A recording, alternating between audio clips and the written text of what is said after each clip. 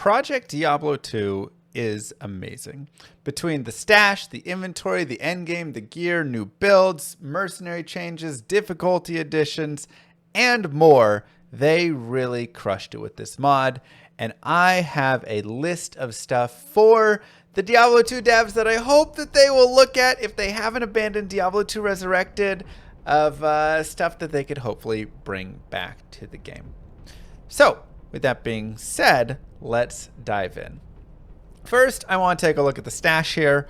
You can see that there are 10 tabs in the stash instead of just the 4 that we have, and these stash tabs are also 10 by 15, which just gives you so much additional space. This also does not include the separate currency tab, and we will talk about that in a second. But first, just the space again. It really does give you enough shared space that you feel like you're just able to keep stuff appropriately, right? Currently in D2R, I feel like with just 3 tabs, I'm constantly still having to make decisions when I get to the end game and I have a few characters rolling, of just like space is overused and I have nowhere and I got to make mules again, and it doesn't feel like there's enough space that has actually created a solution there. However, there's also the issue, of course, of just high runes and all of the currencies taking up tons of space. And this is where the beautiful currency tab comes in. And this is the reason that I have been playing Project Diablo 2 for the past couple of weeks and why I've been struggling to get away from it. I love D2R, don't get me wrong, but this currency tab is near perfect. There is one thing that is not perfect about it. Well, 2 things. Number 1, there's no spot for keys, which you should have a spot for keys in it, especially in PD2, because you have to use keys for all of your crafting and breaking things apart and doing all sorts of stuff. Cubing up runes, you use keys, and so they should have that. And additionally, a lot of people just carry it in their inventory, but the assassin doesn't need keys, so she doesn't have them in her inventory, so then she just has keys in like a weird spot. That's not even a big deal for D2R, but it is something in PD2. The other thing is I wish there was a fast way to merge rejuve potions. Maybe there is and I just haven't figured it out, but that's just for PD2. But let's break down this currency tab further. Number 1, stackables are so helpful for keeping the stash small.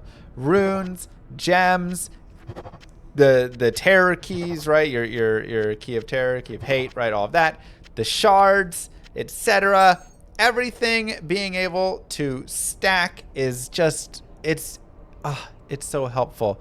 Because again, once you start really playing and jamming along and doing all this stuff, if you want to be crafting, you don't want to carry around all of these perfect amethysts and perfect rubies and these soul runes and Rao runes and am runes, and it's just like so much stuff that's flooding your inventories, flooding your characters, your mules, flooding your shared spaces. It's terrible. Having it all right here makes crafting so much more fun because you can just easily access it all the time. This is fantastic. I really hope that they take stackables and bring it into D2R. That would bring this whole currency tab, of course, but the stackables is like so key. That's number 1. Number 2, the hotkeys. Being able to control click to get a quantity of 5, shift click for a quantity of 50, control shift click for putting stuff directly into the cube, either in stacks of 50s or one at a time. You're able to easily fill your inventory with rejuves. You're able to cube stuff really quickly with it. There's just really a lot of fluid movement around as you're moving stuff back and forth between the currency tabs, and that just is really nice to have.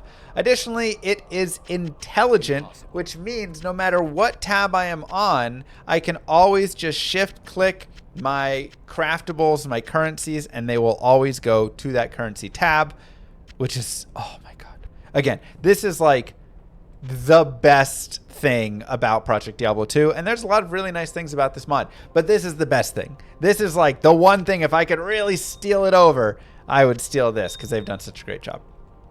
Number 3, having pre-built craftable currencies that can be used for maps and such to save time is really nice. This allows for combinations when you're chilling and you just want to generate a bunch of map pieces, and so you don't have to worry about every single time always keeping it together. Obviously, there are not maps in D2R, but I do feel like you could create some ways of still having this for other crafting pieces. It's just nice. Again, you just put the pieces together minus the map, cube it up, you have that piece now saved, and then you can just use that whenever you want to cube or reroll maps, whatever, and it just saves you a lot of time in the long run. Obviously, you're putting the time in at some point, but it allows you to pick and choose when you want to spend that time. Allowing jewel fragment stacks, again, it goes along with crafting. Why do I have to keep saving jewels and have mules full of jewels if I want to be a crafter? Let me just break them down into jewel fragment stacks, and then I can just have the stacks, and then I can just craft really easily. Bring the stacks in, craft, craft, craft. It's all good. Impossible. Allowing multiple stacks in your cube. This goes exactly with what I was saying. So you can quick craft items by just swapping out the actual item itself. This is much nicer than, again, having to separate off an individual ruby and individual soul rune in it, right? Rather than separating each piece out, putting it on your cube, you can just put the 3 stacks in, and then you just swap in the ring or ami or belt, whatever it is, craft it, swap it out, swap the next one in, craft it, swap it out. The speed, the efficiency that they've put in, it makes my time feel valued, and it makes me want to craft. And that's huge, because that's one of the biggest things I despise doing in Diablo 2 Resurrected is crafting, because it's tedious and it takes up a lot of space, and it's not as good either. There's not as much good stuff to hit, but I still wish I would do it, but it's just oh, terrible. So yes, it's I don't know. In case you're not hearing me, this is what is making crafting fun in Diablo 2 again. Yes, they buffed some pieces with the crafting and made it a little better in certain ways, but it's because I'm willing to now collect gems and runes and jewels, because I can easily take them and stack them, put them in my currency, get them stacked, and easily craft with them. That is it. That is making the stash beautiful. Moving on, number 2, inventory. Actual inventory space. I cannot stress how much I love having inventory space. I don't even love the Project Diablo 2 implementation of it, because before you fill up on charms, you just have this giant inventory, and it's too much space. There's too much room and too much stuff all over the place. Once it's filled with your charms, so once you get to the end game or mid to end game and you start to fill it up with all the charms, it's fine. But until then, there's actually too much space. I would much prefer if there was a charm bag where only charms could exist or something like that. And so you could have, a separate inventory, but it would only have charms and no other items would go into it. They would have to dev out something for this, but I think that would be perfect. But regardless, having space again is just really nice, because I can actually pick stuff up. It doesn't just have to be my cube, right? That's all it is in D2R. That is your inventory in D2R. You get a 3x4 cube, which, by the way, the cube here is 4x4, which is, it's a cube. Square shape makes more sense. But 3x3, 3x4 is all you get for your entire inventory, because it's not worth it to sack all of the inventory space that would be charms, so you have to run the charms. But yeah, you know what I'm talking about. Super nice. I really hope that they bring this in again. I think this goes really well, and also again helps the crafting idea, because now I'm eager to pick up flawless, gems and stuff as I'm moving along, different runes as I'm moving along, because I'll actually go and keep them and collect them and then use them to craft in the future.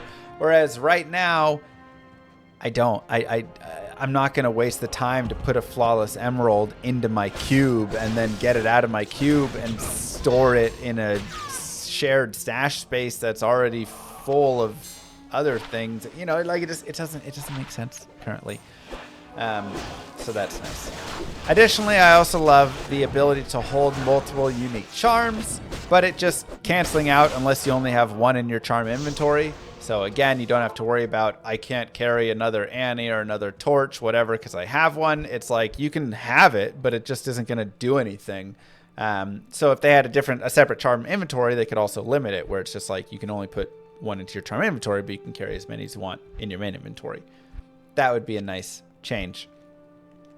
Moving forward to the end game. Project Diablo 2's endgame flow is extremely impressive, and it's actually something that I think they do really nicely, and that I think Diablo 2 does nicely as well. This is something D2R does as well, which is that it pushes you around the game a little bit more, right? I love the terror zones that they've brought into the game, because it's not just saying, just go run Bale over and over again. It's saying, hey, let's go back to some of these other zones that you've fought in before and killed stuff before, and we'll terrorize them, and then they can be fun to fight.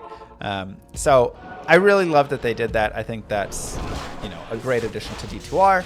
They did something similar here in PD2 with a few different ways. So number one, they have corrupted zones, which are just terror zones, but they have a higher drop chance of Worldstone Shards, which are like Val Orbs. If you know Path of Exile, they allow you to corrupt gear, and you can get a chance to get something cool on it, or a chance to break the item.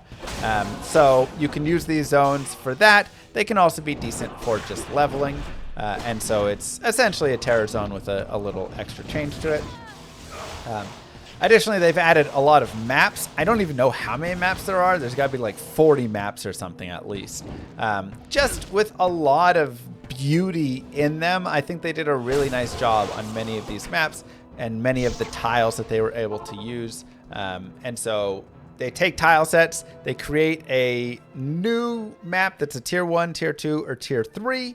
And then they roll it with different mods, and so you can, decide if you want to fight on that map or re-roll it to try and get different mods on it. Maybe get higher density, get better rarity, avoid the mobs having cannot be frozen, whatever, right? I mean, there's just a large variety of things for it, but it's really cool. Each of the maps really do feel unique, and they have fun differences between them all. Some are better for experience. Some you're going to get a better chance of kind of like getting more quantity drops and stuff. Yeah. In the end, I wish there was a little bit more of a system where it's like beat all the maps, or, like a checklist where you could kind of go through and advance a little bit more. Right now, the difference between tier 1, tier 2, and tier 3 maps doesn't feel that high to me. I feel like I go in and I fight a tier 1 map, and then I'm able to fight a tier 3 map pretty easily after, and I can't really tell the difference between them. So I do wish they had a little bit more tiering on them, but I still do love that they have this system of going through and having just this big variety within the maps. Now, my favorite thing about the maps, though, is random events. So every now and then there's a chance that there is a random event which will just appear on a map. It could be more experience. It could be it spawns a portal to another map. It could be treasure goblins. It could be key drops. There's just all sorts of ones, and they're super exciting because everything that they give really is useful and really is fun, right? Whether it is a high experience fight for you to have, or some bosses that'll drop extra keys, or extra Worldstone Shards, whatever. It's great. I just love it. I'm always so excited for the events, and one of the events will give you some shards that you can use to actually guarantee events on future maps. You can like roll them onto those maps so they have guaranteed events, and that's probably my favorite event, because then I get more events, and I just love the events, right? They're just like a great. Outside of maps, there's also the Uber Ancients. This is just kind of a fun in-between thing, and this goes back to that flow I was talking about. There are 3 sigils. You need the sigil of Madoc, Talic, and Corlic, and they drop respectively from T1, T2, or T3 maps. So if you have a bunch of sigils of Madoc and Talic from T1 and T2 maps, you have to go farm some T3 maps to find a sigil of Corlic, so then you could have one of each. Once you get all 3 of them, you cube them together, and then you can fight the Uber Ancients, and you can decide within the Uber Ancients how many you want to fight. It's a tight little area. The 3 Ancients are pretty buffed up. They've got Holy Freeze. Corlic has Holy Freeze, I think. Madoc drops this lightning down. They're actually kind of difficult at first, so you have to be a little prepped going in and make sure your character's strong enough. But they're a fun little way to just get a little extra chance at some gear, and then you get some things to boost the density of your maps. Again, the flow. I'm going to talk about this flow multiple times, but this is something that I really love in games, and especially in games like PD2 here and Diablo 2 and any other game that's able to do this, is when it's able to push you around all of the content. You're not just farming T3 maps. You're also going to the T2s and the T1s. Sometimes you're going to the corrupted zones. Sometimes you're going to the uber ancient. Sometimes you're going to these other things. And the way that they get you there a lot of times is by having a piece that is necessary to get for the next spot. For instance, Diablo Clone, the pieces to go fight Diablo Clone, which is a new fight and a much better fight than the D2R version, is the pieces will drop from the Primevals. So you have to actually go back and do Baal, do Diablo. I think maybe Mephisto doesn't drop it, at least Baal and Diablo. The Ubers, you have to kill the Ubers, and random map bosses. So this means you have to do mapping, you have to do Ubers, and you have to do primeval kills if you want to go and do this. And so that again pushes you around to the different content, and then you just get to go in and have a really cool fight that pushes you to overstack resistances on certain ways, pushes you into different like positioning and stuff for it. It's a really nice fight, and what's really cool is for this fight and all of these other additional fights coming up, you can actually increase the difficulty of the fight by just cubing the piece that you get over and over again. So you can do a levels tier 0, tier 1, or tier 2, and it will just increase the difficulty every single time for the fight. And then if you do the tier 0, you'll get the base, right? The Annie from Declone and stuff. If you do tier 1 or tier 2, then there's a chance and then an increased chance of him dropping his own like special unique, right? That he'll only drop from, you know, his pool. So just a cool like way to really, again, encourage you to be fighting Declone and prepping to fight a harder Declone. Rathma is the next fight. Again, these pieces come from events in the map, undead enemies, and literally destroying a torch. You take a torch and then you crush it into ashes, and that's one of the pieces that you use to go fight Rathma.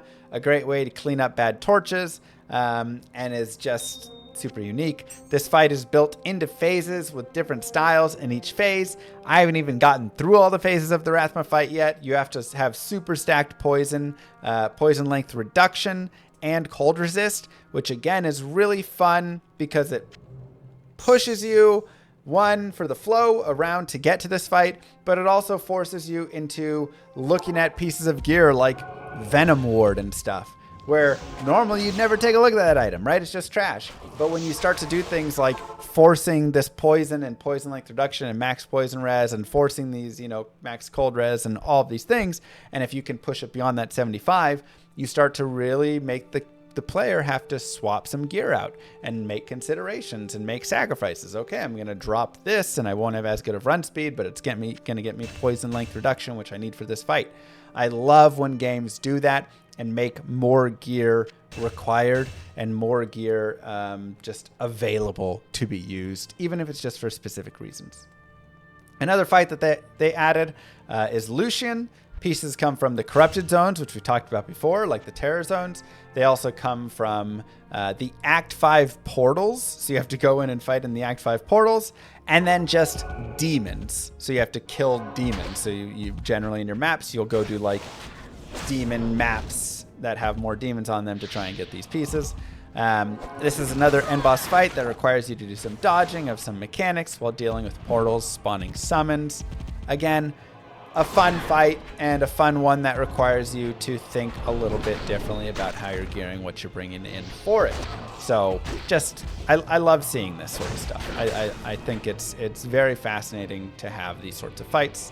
And the last piece of Endgame is dungeons. I've yet to do these because I've only played solo self-found, but they're extremely hard areas. They're like tier 4.5s, people say, and they're meant for parties with lots of resist and lots of players. So you're going to be like dropping multiple curses on them, and one person's running salvation aura for the team, and you're just like, you have to like work together to fight through these, apparently. Again, I haven't done the dungeons yet, but that's what people have said.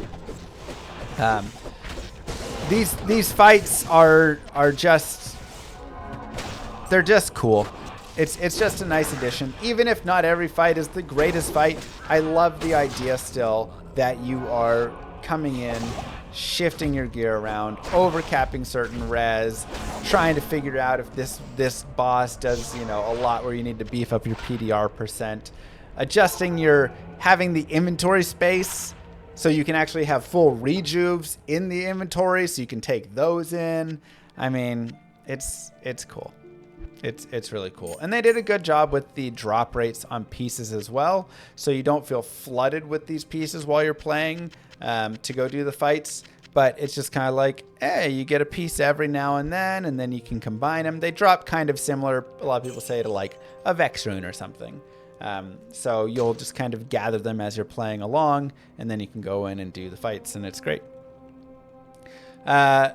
Gearing. Speaking a bit about gear, PD2 has some really nice itemization within it. I think there's a little bit too much power creep with some of the corruptions because, I mean, let's be honest, when you're like hitting 6 sockets on a wind force and stuff, you can get really gross just damage and things. But it isn't nearly as bad overall as I expected, and honestly, it's really refreshing to see even more rare items and crafted items having use cases. My paladin's literally using a random rare shield right now, even though there's many rune words and uniques available.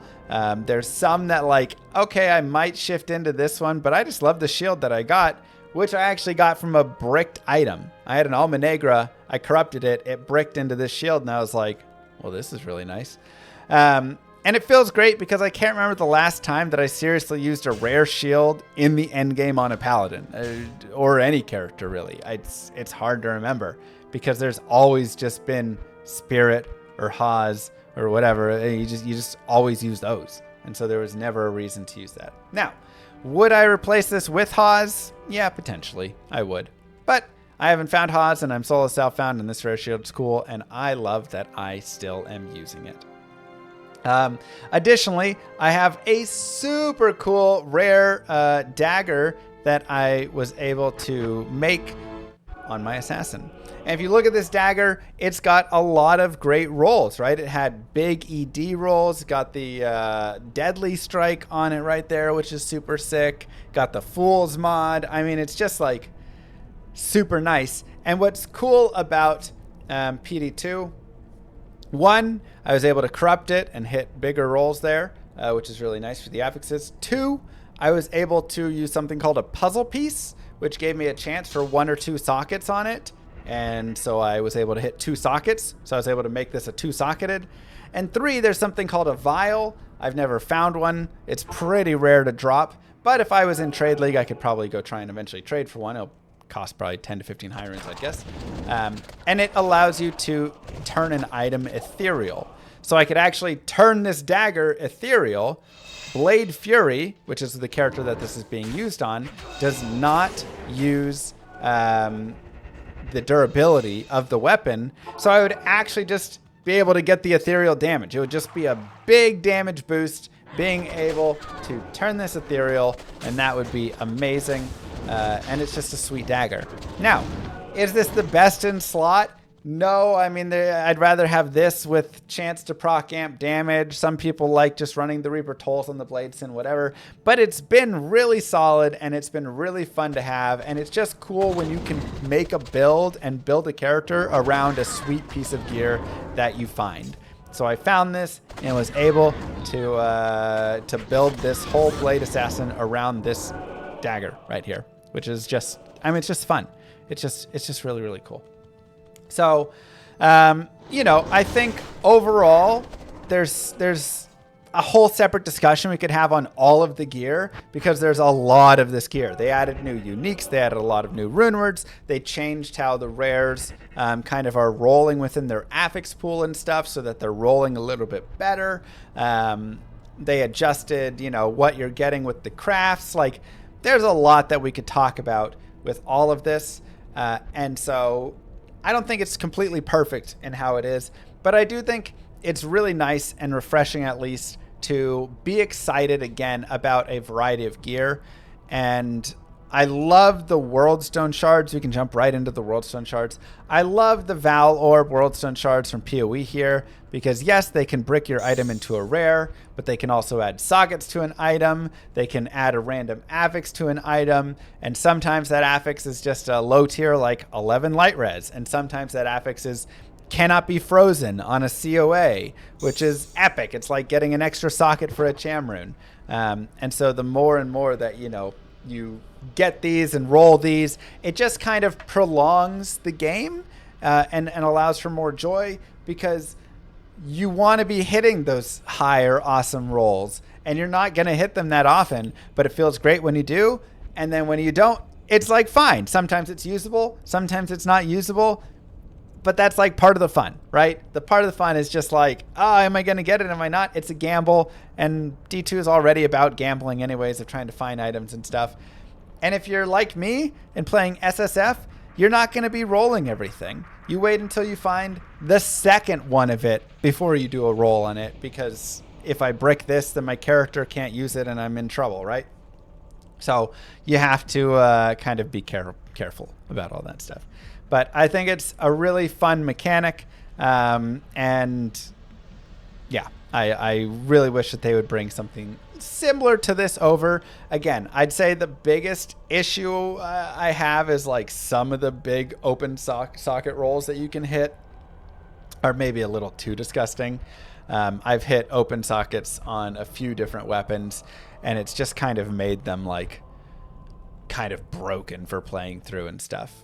So that's my biggest like complaint with it, but it's still fun overall. And it also helps balance out against rune words because you can't slam these onto rune words. So you cannot corrupt rune words, which means that uniques and rares and sets can kind of come back into play and fight against them in their own ways.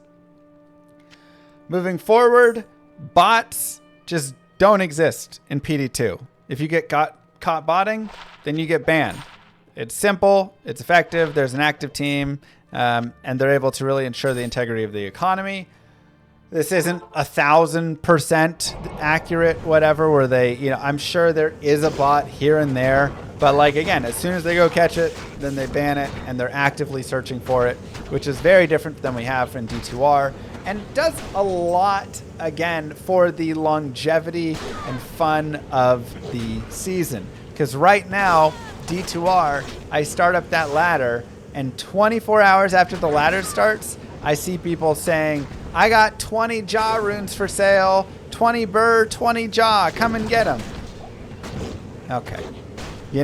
Like, cool, you got 500 bots running 24/7. I mean, like, and then it just, everything is instantly had, instantly gotten, and it just kind of like ruins some of the fun and makes the league not as great, because one of the fun things in the league, or when you're playing season and ladder and all this, is to try and like build your wealth up and be the like richest person. That's one of the things you can kind of have fun doing.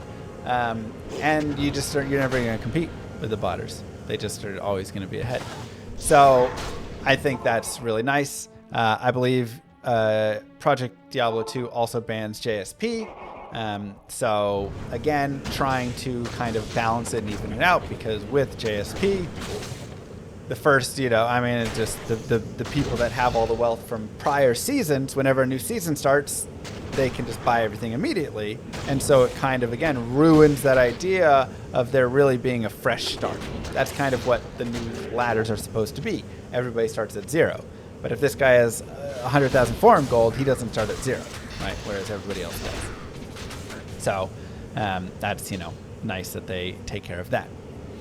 Moving on to builds, there are a lot of viable builds in a variety of ways. I feel like D2R actually also has a decent variety, but this cranks it up a notch by allowing even builds like Arctic Blast Druid, or Curse Only Necro, or Summon Golem Necro, Summon Mage Necro, right? Like they break down and really make pretty much every single skill viable to have its own build around it. Of course, you still have your meta of which builds are stronger, which ones are weaker. Like, it's not you know, always just like everything's balanced fully across. But I actually love when you get that variety and pacing for each of them, and that they feel more unique to play.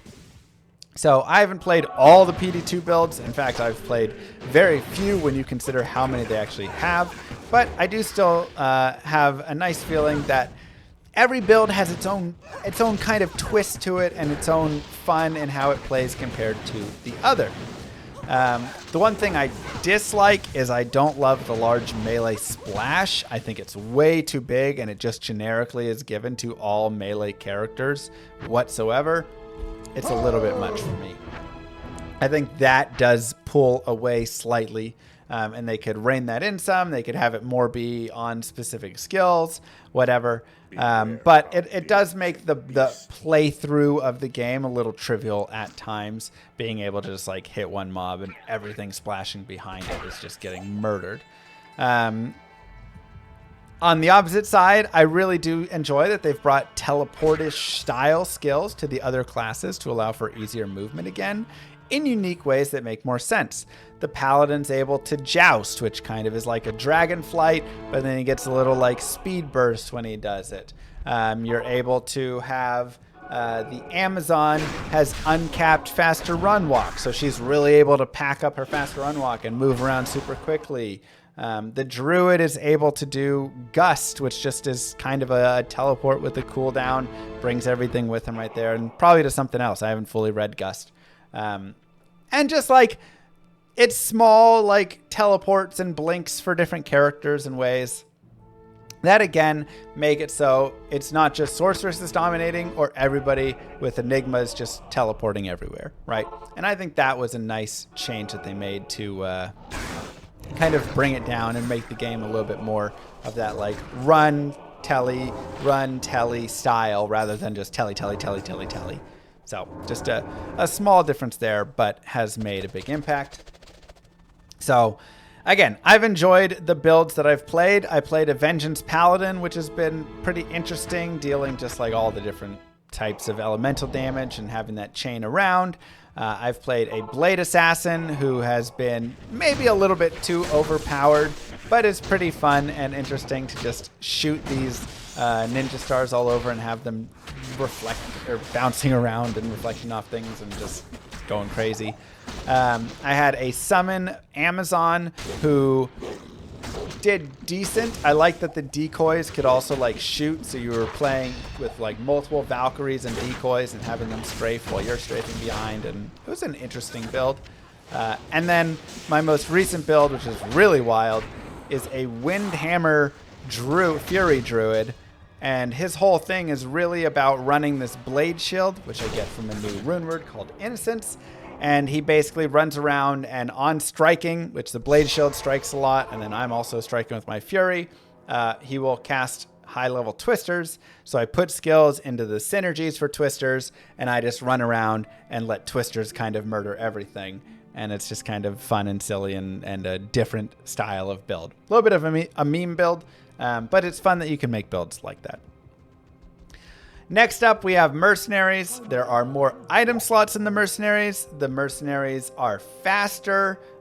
They just kind of seem a little bit smarter as well. And so they're really able to just like stay alive a lot better. They still will die. Don't get me wrong. They're not immortal, but they can tank a lot more than before. They can stay alive more on the journey as opposed to in DTR where they just die immediately unless you have the GG gear or you're babysitting them constantly. So here it's like they're a much better just like hero assistant. They can just like kind of be on their own a little bit more. You don't have to just constantly watch them nonstop. And having the more item slots is also really nice because it can help you fill out more affix needs like Canopy Frozen or Lifesteal or whatever. You don't just have to have it from the 3 slots. You now get 3 additional slots where you're able to put some Rite of Passage boots on or put something else somewhere that, you know, a string of ears to get Lifesteal, whatever, to help you out instead of just trying to make it all happen in 3 slots.